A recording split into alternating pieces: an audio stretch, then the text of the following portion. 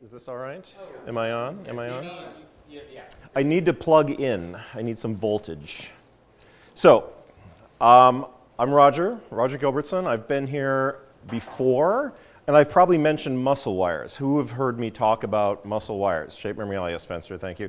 Okay, so for the rest of you, this will be new. I think there's power strip there. Okay, thank you. So years ago, in a previous life, I had a business up in the Bay Area, and I had been interested in robotics for many years, and I came across one rainy Saturday at the Moscone Center a guy with these little wires that were getting short when he put power to them. And I had studied robotics, and I had wanted a linear actuator material. So when I saw this, I knew what to do with it. I knew what I wanted to do with it. What I didn't know is that it would lead to 18 years of my life selling this stuff on the internet. We came up with a term for it called muscle wires, because it seemed better shape and memory and alloy, three words that didn't go great together in most people's minds.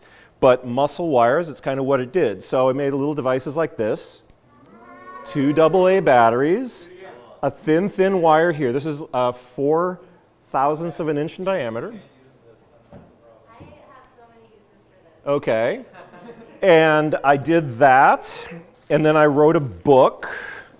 I actually got hired by a Japanese company and went and studied with a master in Tokyo, a brilliant guy who had been innovating and improving the material. So I did this book. I may or may not have bragged about Spec.LA saying that you have written a book on muscle wires. Muscle wires, so yes.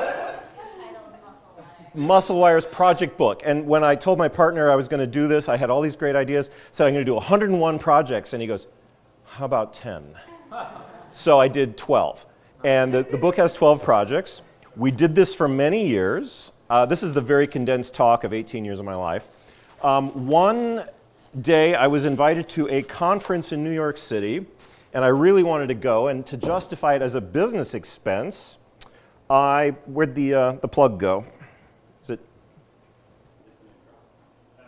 the one you plugged in? Is that here? That's this one. There it is.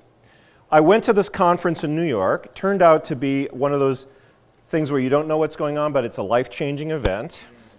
I gave a talk. I showed that little lever thing that goes ooh, ah, and there was a guy who was a NASA scientist in the audience, and he went, He came up with a device that he called the material adhesion experiment. His name was Jeffrey Landis, still is Jeffrey Landis.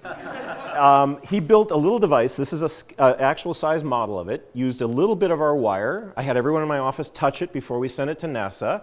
And it went on the top corner of the Mars Pathfinder rover, the little photocopier that ran around the surface for a few weeks.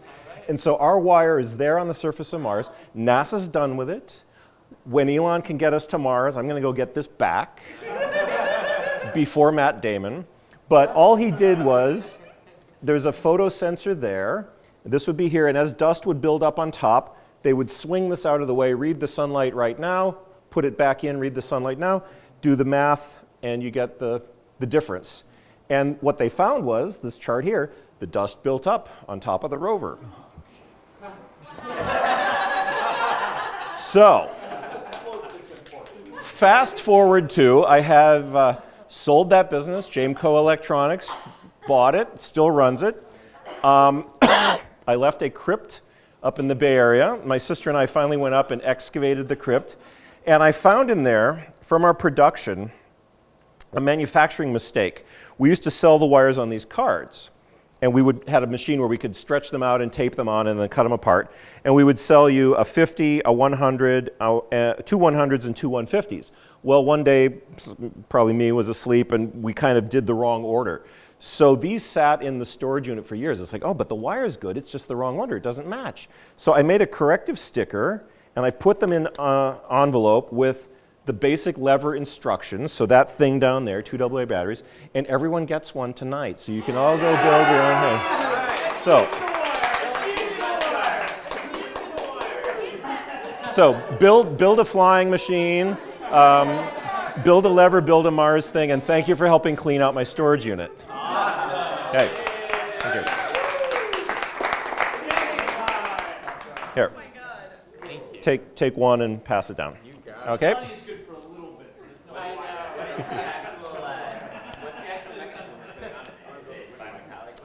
So the metal is crystals, right?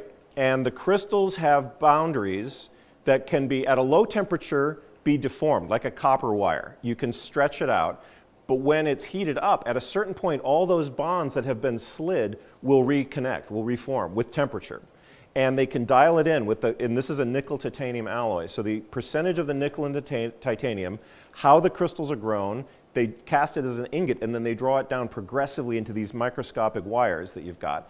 And the trick was, what Dr. Homa in Japan had come up with, was a way of processing it after it had been drawn into wires to make those crystals really, really uniform.